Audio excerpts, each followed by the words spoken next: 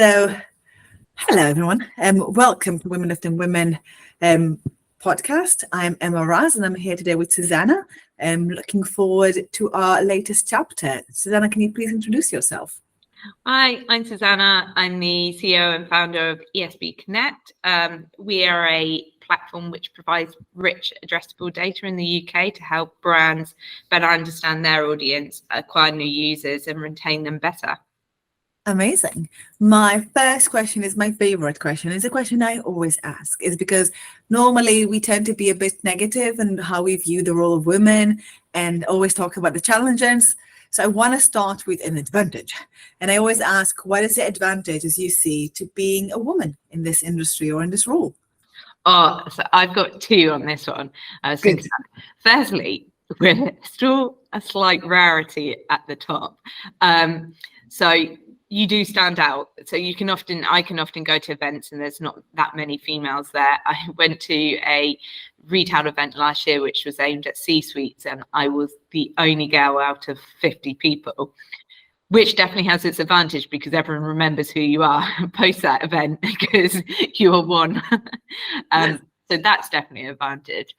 The second one, and we're trying to do a lot around this at the moment, by trying to get more women into sales. But I think women don't actually appreciate how good they are at sales. And that's often because we're naturally quite inquisitive. We like to sit with our friends. We like to chat. We like to explore what their problems are and come up with solutions together. And I think that's a secret power of girls that often gets overlooked. And if you look at some of the new strategies out there in sales with the challenger sell, where it's all about educating your sales prospect, but also uncovering their problems, asking them a lot of questions, finding out what's the problems are for them, and then coming up and presenting a solution at the end. And I think women are quite naturally good at being sales people without realizing they're in sales and people warm to them, they're empathetic. And I think that's something that's really underutilized in this industry, and we're definitely seeing it. We've been recruiting for salespeople for the last year and a half, and we have had about 4 girls come through out of about maybe 40 to 50 candidates. So for International Women's Day, we're trying to do a push on a campaign to get more women into sales because they're definitely very good. I'm excited to see that. I will be looking forward to some recommendation if you have some candidates to share later in the year. I mean, when I entered sales, I remember it was very uncommon, even less common than it is right now. And I think that I've definitely learned how to do it the classic way and kind of find my own narrative and my own way of doing it as I proceed and find basically an authentic way that is true to me. But I definitely see what you're saying. My trick in standing out is normally bringing the husky to conferences. Oh yeah, and that's one way of doing it. I don't know. I'm just look for a husky. You can find me. I'm attached to it. It's definitely really true. Sometimes when we were discussing before this, I also bring my dog to the office. When I'm I've got my Labrador in, suddenly people definitely want to meet you in person. They're like, can you bring the dog? And then sometimes you get when you come without the dog, they're like, where's the dog? Happened to me. I traveled to Paris on a work, so it was a one-day work travel. So I went without Aurora because I needed to do quite a lot of paperwork to try to deal with her on the Eurostar. And I was I don't have enough time. It's just one day, less than 24 hours. Literally all the meetings I went to started by them looking around and saying, where's Aurora? What did you do? We agreed for you to come. We expected something. You're under-delivering in terms of dog. It's it's what makes you stand out, and whether that is your gender or you have a dog or something that makes you unique and people make you memorable, and it's generally something that isn't to do with work. Yep. We did an interview on someone a couple of months back, and they did 2 things. We didn't actually take them on as a candidate, but it's still one of the best interviews. First of all, they brought cookies to the interview, which was like, oh my God, that's amazing. You're buttering me up, but I would definitely be bribed by cookies. And then from our first interview, they remembered I had my son, and then brought a book for him. And I was like, just those kind of things, like, and a book he had written also. And I was like, oh, that's just really stood out in the fact that when you remembered things about me, but like you did something different that, you know, you will always make you a memorable person. That's a really good tip. It's actually probably connected to one of our later questions. I don't know if this is one of the tips, but it's definitely a good tip to remember. Anyone who's interviewing right now, I think it's like the idea of standing out in general, and also remembering details about people. I think that's kind of like being considerate and like showing that you care. And it's gonna be something really small, but just, I don't know, making the effort and showing something, remembering something personal is one of the things I always say. If you want to do a follow-up email and you met a whole range of people in that conference, make sure you to, I don't know, remember something unique about them and then use that. And that's my point around, like, girls are often quite good in the sales without realizing it, because we're naturally those kind of people that do chat a bit more. And, you know, we, you know, I always say to my other half, he'll go and play golf with his friend for like 4 hours. And I'm like, so how is he? Oh, I don't know. Like, oh, did you not ask him, like, you know, what's he been up to? Oh, no. I'm like, what did you chat about for 4 hours if you don't even know the person? Yeah. I'm not sure. Mine is more about film, but he does like to talk. And so I can't really fault him and put him, but I think there's definitely something there with the nature of also remembering and thinking of doing something nice or something personal and bringing something to the office or doing something. It's just kind of like, I think, really nice gestures, which just make you kind of like, oh. And I think that's, if you can make someone think and smile, like if someone sees your email and smile, I think that's a really big win. Definitely. Now for the hard question, which is a bit more of a difficult one, because something I've been asked, and I don't know if I had a really good answer to it. So I'm going to outsource and ask you instead, to try to see if you can come up with a better answer than me. But have you ever had a situation when you had to navigate a really difficult team dynamic? And how did you manage to kind of overcome that, or either remove yourself from the situation or find a solution to it? Yeah, I had to think about this, because I think we're a relatively small business. Like, we've got 14 employees. And so the one thing you always have to be careful of is the culture, you know, making sure there isn't any kind of political player within the business, and also people getting frustrated or falling down. And when I look back at it, is anytime we've had a difficult dynamic within the team, it's generally where there hasn't been enough communication, and really that comes from a top level point of view, and it's something, you know, I need to always work on, because I think as a leader, and also the type of leader I am when you're running 1,000,000 miles an hour, is that you think you've communicated really well, because in your head it's as clear as day. Like, you understand the vision, you know where we're going, and you know whatever needs to do in order to get that, and you feel like you've told people that 25 times, but in reality you haven't communicated it enough. And you know, so people were feeling frustrated, or they felt they've been kept in the dark because they don't understand the vision and what they need to do and what they need to contribute to get there. And then also, like, what's the value of them working hard if they do get to that. And so I think I've really learned on this year, and we're going through a lot of change at the moment, because we're kind of pushing the business from what was previously like a more media-led customer acquisition platform to a data-led business. And so just being really careful of, like, one, making sure we do like company days where we communicate the big vision to everyone together, so that everyone's on the same page, but also explaining the rationale why, like, we think this is the direction it's going, and then just showing like where we are at the moment and how they're all contributing at the moment, and then where we need to get to and what we're putting in to support them to get to this next stage, and then what the rewards are for them. And so there's a real clear like company-wide communication, and then taking a step back and doing individual ones where you then communicate with them and being like, this is how you're going to personally contribute, this is the support we're personally going to give you, and then this is our expectations of you, and then if you do get here, this is where we're going to go. And then just making sure like everything's really clearly clarified, because I've definitely learned that when I speak to people in one-to-ones, where I've seen upset or like you hear of like talks behind the scenes, it's always because people feel like they don't understand or know something, even though you feel you've communicated to it. So I've definitely got into the habit now of like over communicating, making sure everyone hears everything from one person at one point, but then you speak to people individually to stop any like Chinese whispers, and always kind of bring it like top level goals, how they contribute to it, what support you're going to give, and what they will get out of it at the end. So, you know, it's very clear from both a business point of view, but also what's their personal gain. That makes a lot of sense. And I think I've seen similar issues in many organizations. Obviously, as you grow, also this becomes something that you need to see how to maintain even with a bigger organization, which is really challenging. One of the things I have also tried to adopt is pushing my team to challenge me and question me a lot. Because I can't always know what's not clicking in their head. Even if I say something, as you said, it's very clear in my head. I understand it.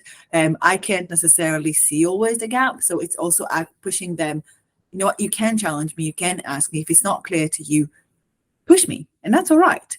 I'm encouraging you to put me in the spot, and because I want to understand where things get lost in translation, so we can improve on that. Yeah, and that's so true, because especially in a small company, it can come an echo chamber, and it is like making sure people really do truly understand that they can question you and come to you. Yeah, I definitely think that's such a valid point. And if they say like, you know what, like this is, and just continuously reinforcing that, and like making sure that when they are pushing you or challenging you, you're actually rewarding them for that, not going around and then like, oh, saying, yes, you should do that, and then I'm going to yell at you for like, or I'm going to be upset with you, or I'm going to treat you differently. So no, actually saying, thank you so much for challenging on me, like me on that. I understand where you're coming from. This is the reasoning why. Kind of going through that, where's the unclarity, what's really missing, maybe I missed something, like being really, I don't know, honest, like, no, I don't know everything, that's all right. Yeah, and I think that's a massive point to make, is that leaders in themselves have to be able to hold their hands up and say they don't know everything. And, you know, I think anyone who works underneath someone also got to understand that and be happy and comfortable to call someone out above them. Yeah. Because I had to get used to it, right? I had to come to a place where I'm challenging people, like basically, because I'm challenging a lot of people from like, I had to do it from the beginning and making really hard choices sometimes. And it's not a comfortable thing to do. So I know how difficult that process can be. So I think for me, it's important to give them that freedom almost, and showing them that it's okay. And yes, sometimes a bit uncomfortable situation to, like, it's an uncomfortable situation, but it's also all right. So that's kind of like my experience, at least. Oh, 100%. One of the things I also kind of like, because we launched, so recently in January this year, we launched a mentorship program. And one of the questions, I guess I'm also trying to answer both of myself and find out, like, these, what is the value, or where you have seen value in having sponsorship or mentorship in your career? And maybe if you can share an example or a story of how it shaped, what kind of guidance it gave you, and what you took from it, basically. So I have an investor in the business who has been also like an advisor and a mentor over like the last 8 years. And I always joke, like, he beats me up, like in the sense of like, I'll ring him and be like, I'm thinking of this, or, you know, this opportunity coming on, and like I literally get off the call and like, oh, like, just basically had an hour of someone like really drilling me. But it's one of the most valuable things that I've developed a tough skin, for one, and he's actually great at what he does. And someone put it really nicely the other day, like, the job of a coach or a mentor is to make you uncomfortable, because they're trying to get the best out of you. They're not there being like, oh no, feel good about yourself. they want to reward you, but they really want to challenge and test you, so you'll get to wherever you're meant to get to. And and that's, I think, is like, if you can find a good mentor who is willing to hold you accountable, challenge your views, because then in those conversations you essentially start being like, oh yeah, okay, maybe you're right, I actually hadn't thought about that, and I'm glad you flagged that, or I had thought about this and here's my justifications. It helps you shape whatever you thought at the beginning. By the end of it, you're like, okay, I've looked at it in all of this different ways, and I'm now in a better place, or I'm more sure of whatever decision I've made because of all of these things. And I think that's the best thing about having a mentor. I mean, it also, he's added value in lots of ways. He's definitely made me better at negotiation, and also learning the art of like time, slowing down, and time is on your side. I think sometimes you just want to rush to be like, someone's offered you a deal and you're like, okay, yeah, like, thought about this, I'm going to rush in. And he's like, no, just take your time, think about it, play time on your side. And like, that's been really useful, because there's times that I've ended up with a better deal at the end of it because I've just slowed down and used that time rather than rushing into it. And the other one I'd say is like less of a mentor. But going back to like my other half, so he also runs a business, and I shouldn't say this on like on a thing because he'll hold me to it now. But I always say that his best piece of advice to me ever has always been like, take the emotion out of it. And it used to really wind me up because I'd be like, I'm not being emotional, stuff, don't call me emotional. But it's really helped me in a business sense, like, especially like if you have to make a hard decision in business, like you need to let someone go. And if you really like that person personally, and they're really liked within the business, it's then becomes a bit of an emotion-led decision. And you're like, I know it's great for the business, but and struggling internally with how to handle with it. And then just having that view of like someone being like, no, just take the emotion out of it, look at it factually, what are the facts here, from a business logical sense. And then you're like, you run through it and you're like, okay, actually now I feel I can have that conversation. And you can put the emotion back in it at the end, like as in the human touch to it, but it just lets you get to a much better place, and you go into that conversation in a much more grounded and settled position. So yeah, like less of a mentor, but like some of the value that sometimes people who see things from outside of your own perspective, like the value they bring to you is just an outsider's view on something that's going on in your head, which kind of brings you down and grounds you. I think that a partner is exactly that. It's a partner, right? Like, that's a partnership, and you support each other, and there's a lot, you're both bringing skills that the other person doesn't have, and you're building something stronger together. So I think I learn a lot from my partner, and we work together as well on other kind of like more creative projects. So we definitely have that thing of when we both brings our own personality, skills, and everything, and like kind of shape each other, let's put it this way, or influence each other into hopefully a greater product at the end.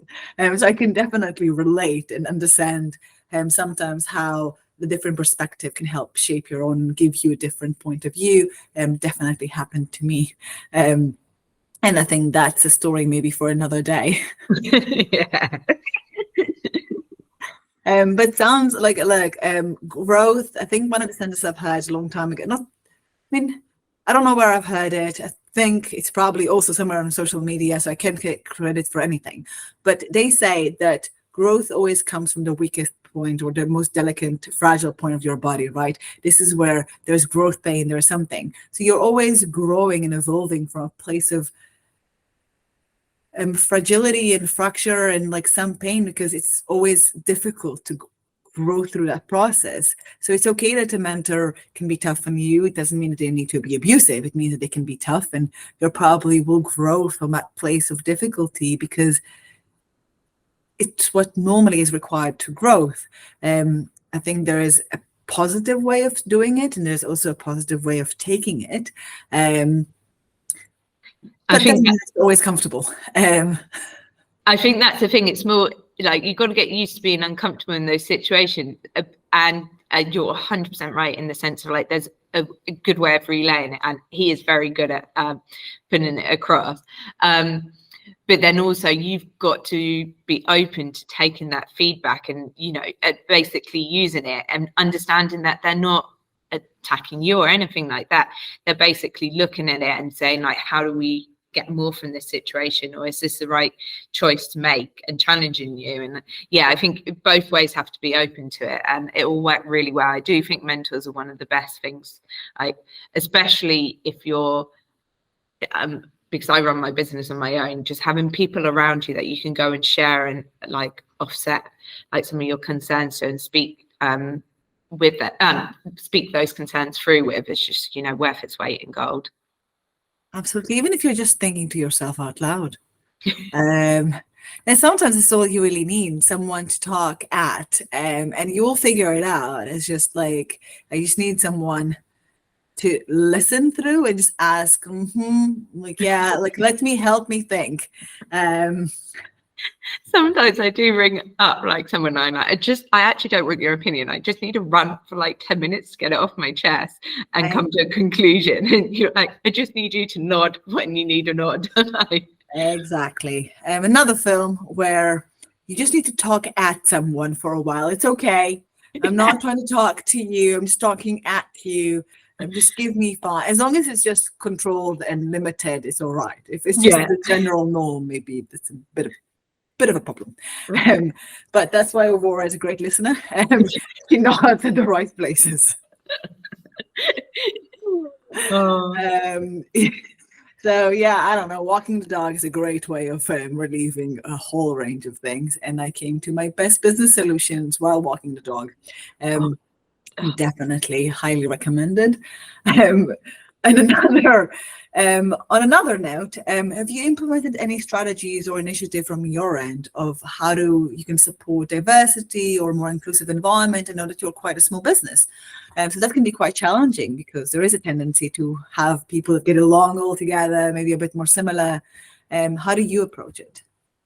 So two things at the moment that's kind of like front at the second, like I touched on at the beginning, we're really, so it's a female-led business, and we've got our lead in development is female, we've got female as in operations and female in finance, and then that's it, everyone else is male. And we are really struggling to get more females through the door, which we know is a problem now. Like our whole commercial client-facing team is all male. And so we are doing an initiative for International Women's Day, which is all about why there's so little females in sales, and, you know, really like hearing voices from both male and females on like their rationale and why they think that is the case, but also just celebrating like how good females are in sales. So hearing success stories, it seemed like clients' experiences. We're working with female leads on the sales team to try and encourage more in. So that's one thing we're trying to do at the moment. And the second thing is really around like, maybe because this is quite close to my heart at the moment, because I had a child 18 months ago and I made the decision not to take maternity, which was maybe a little bit crazy.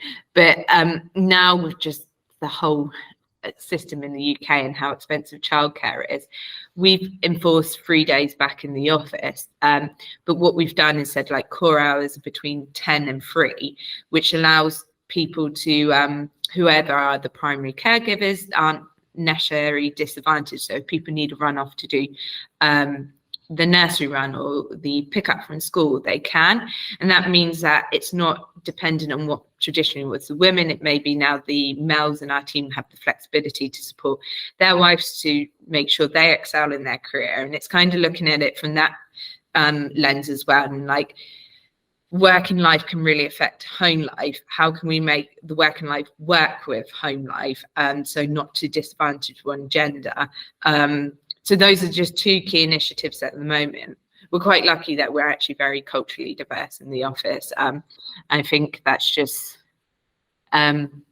we haven't done anything particularly around that to encourage that, in the sense of like, it's just happened naturally. We've just always had an array of like different nationalities and ethnicities in the business. But I think as we start to scale bigger, you know, we'll have to look at different things that tackle that as well. I mean, one I really appreciate, and I think it's mostly maybe depends on your culture and how inviting you are and how exposed you are, and therefore you're inviting more people that are like you, and maybe that is actually including a very diverse group of people. So there's something about internalizing that belief system. And second, congratulations, first and foremost. Not taking maternity leave is a brave decision, I'll say that. Especially good. And it's good, like it's important that we are talking about the fact that it's a primary caregiver. It's not just a woman who's supposed to be there. It is equal, and we need to ensure that this, as a company, that we treat it like that, whether we employ the male or the female, like whether whoever we employ, or single in a couple, whoever we employ, whoever is the primary caregiver, or even the secondary caregiver, they both have something to contribute, and they're both all responsible. Yeah, and I think this is the problem is like we also brought in like equal maternity and paternity leave, because I was like, really, like you shouldn't ever view a woman at risk, like women joining your business at, oh, they might go on maternity leave, there's a high risk, so maybe I'd choose a male. And the only way that's ever going to change is if there's an equal risk with hiring a male and a female. And so, like, I don't think that's ever going to come from a government level. I think it has to come from businesses, and that it comes standard that maternity and paternity is equal or shared at some level. And the more that comes norm, the more employees will demand it, and it will just ripple through. I think that's actually really valid. One of my I often talk about grassroots versus systemic change. And I think in that case, a lot of the time you would imagine systemic change is better, but it's quite hard to achieve. And I think if enough companies kind of like make it their practice, then the government might actually change eventually to reflect that. But we kind of have to live by the belief system that we hold there, and put our money where our mouth is, really. I don't know, like that's basically, I can really, one, it's a really cool initiative. I'm excited to see how does it pan out and how does it go next. You can talk about the success story of the initiative in a later interview to kind of showcase it is possible and it's feasible and it's all good. And businesses should not be that afraid. And I'm excited to see what you're doing for International Women's Day. We're actually planning our own surprise, as it's going to be 1 year from Women Lifting Women Initiative, the relaunch of the project. So we're also going to do quite a few things around the event, also just to start it. So every time kind of celebrating an anniversary almost. Though female, as I said, I come from a sales background, so I can really imagine how difficult it is. And it's a journey for women to become comfortable with. I remember doing this conversation when I lived in China. I was training people in business English in one of the big offices in Wudaco. And I remember asking the female employees, why don't they work in sales and why not client facing? And the response was because they can't drink, or they don't want to drink. And I was like, okay, this is a very specific and odd response to like, why don't you work, and like, why don't you want to work in this side of the business? But I've then learned the different cultures, what is expected, or the different norms in different places. And I had to do my own share of drinking when I was working in Asia. So I think it's a journey that sometimes what is expected and how we create a new culture of what business development or sales is like to make it a bit more friendly for women. 100%. I think you also just hit the nail on the head there with like, I think it is starting to change now with the drinking culture, but I think there's that element of like, well, I don't want to stay late after work and get drunk because, you know, I've got to get home for different things, or it feels a bit like a boys' club. And I think that's another reason what is preventing girls going into sales. I mean, it is a boys' club a lot of the time, or at least it feels like that. I still go out and smoke my cigar and drink whiskey with the boys because, like, it's kind of like I do that, but it's not necessarily comfortable and the most like normal, like, and they will stare at me and then like I don't know, like find it entertaining, but it's a bit of like being an oddity or some sort of like, I'm not exactly sure, so I can understand why some women are not as comfortable in that environment, because you are made to feel a certain way. But that is changing as we have more women coming into sales. And one of my meetings, instead of like drinking, was going to a nail salon. Oh yeah. Exactly. So that's the beginning of change, where business start happening in nail salon or anything else, getting our hair done. You know what? It's just as effective. I'll go down to our local nail salon here and be like, I'm just going to work. Exactly. This is where I'm going to take my meeting. We're going to have matching nails. It's good. So I have actually done it in reality. So this is I'm not even joking. And this is for me an indication that there's more and more women kind of coming into the industry. And then the way that we do business can also change. What we do together can also change. It doesn't have to be just a boys' club anymore.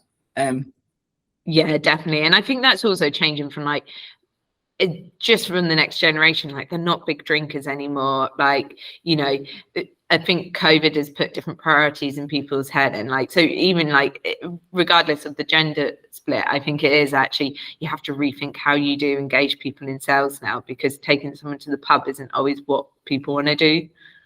And I've kind of figured what's their passion in life and like kind of go with that. But yeah. Yeah, I mean, if anyone wants to take me for a sales meeting, I'll happily go and get my nails done. I'll remember that just in case, if we ever have to do like what it will propose. Okay, let's go get our nails done. I do need, like, you know, it's just kind of also like doing a lot of things at the same time, multitasking at its best. And for a final question, do you have any tip that you found really empowering or really inspirational in your career that you would share? One tip kind of like to take home in the pocket. Oh, I was actually thinking this is probably just being authentic and getting comfortable with being uncomfortable. Those are my two, like, probably. When I mean about being authentic, it's like, you're not going to be good at everything. And there's some things that you're really good at. And like, it's fine to say you're not good at that, and then be really confident about the things you are good at and excel there. And, you know, don't try to be someone you're not, because it comes across, and people really respect you when you are who you are. And then definitely get comfortable with being uncomfortable. Yeah. Fair enough. Or be uncomfortable with being comfortable. Like, you start questioning it. If you're too comfortable, something is wrong. Yeah, like put yourself deliberately in situations you find uncomfortable, whether that's like public speaking, going to a networking event and being like, I'm going to walk up to like strangers, anything like that, because those are where all the opportunities are. So yeah, I just think you really do have to put yourself out there and be prepared to basically embarrass yourself in a way, but not in a bad way. But you know, we all make mistakes, and that's where you learn.